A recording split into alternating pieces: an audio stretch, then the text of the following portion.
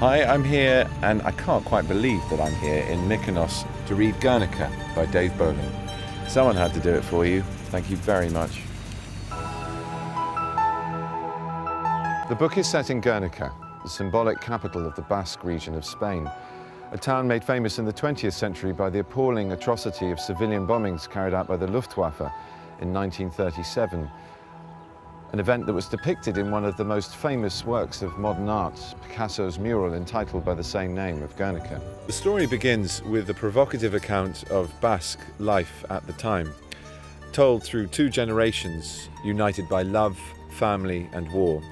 And it's a very beguiling, often very funny tale of those very well-rounded characters' lives. This is a beautiful passage from Guernica describing that area's inspiration on Picasso. He had come back to Spain for a short break, come to this quiet town in the mountains, to tear art to pieces, to make it something it hadn't been, or perhaps something it had been long before. This was a place he could feel art. It came up at him from the dirt and radiated down in waves from the sun. It was time to shatter art and reshape it, as one might do with bright pieces of broken glass. The bombing of Guernica was a devastating experiment in total warfare by the German military. For the Basques, it was an attack on the lifeblood and soul of an ancient nation. For the world, it was a crime, unprecedented crime against humanity. But don't let this give you the wrong impression about the book. The book, at its heart, is a love story, not just romantic love, but a love of family, love of tradition, and love of a way of life. This week, Richard and Judy have given me Mr. Toppet by Charles Elton.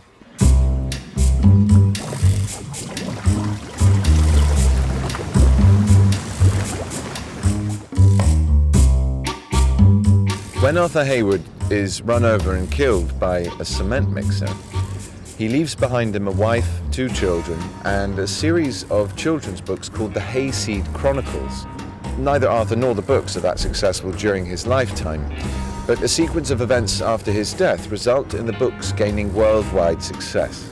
The sudden and all-consuming fame catapults the family into the public consciousness, and this has a huge effect on both friends and family, none more so than Luke, because the hero of the book is a boy called Luke Hayseed, and naturally people assume they're one and the same person.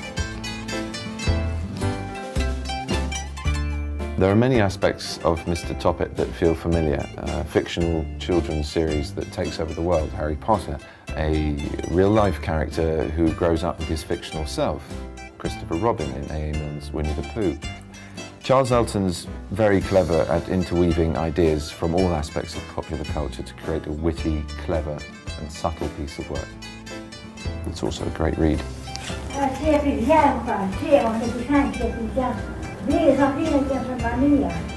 She agrees.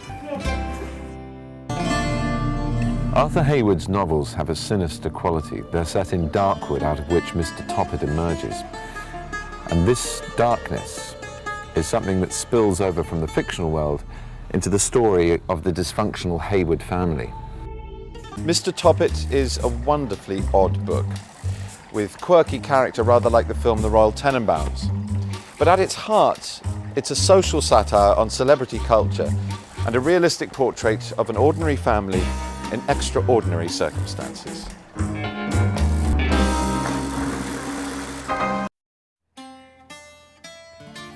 Hi, this week I'm here to read Mystery Man by Bateman. Murder, mayhem and damn sexy trousers. Hello. Our unlikely hero finds that he's quite good at it. Not that the cases are particularly difficult or dangerous. He soon solves the mystery of Mrs. Gary's leather trousers and the case of the fruit on the flyer. This is a genuinely hilarious novel. It's full of witty dialogue and hilarious situations that are guaranteed to have you laughing out loud. And as the book goes on, you realise that our narrator is not simply a man who wants to sell books, using such marketing schemes as the buy one, get one at slightly less than the cover price table. His peccadillos and peculiarities slowly surface, revealing that he's a man not entirely to be trusted. There's romance too, in the form of Alison, a girl who works in a jewellery shop on the opposite side of the road, that our hero wins over with some good old-fashioned stalking. And then there's the main case itself, the case of the dancing Jews, which takes such extraordinary twists and turns that you, like our hero, are left bewildered by his discoveries. This book is mad.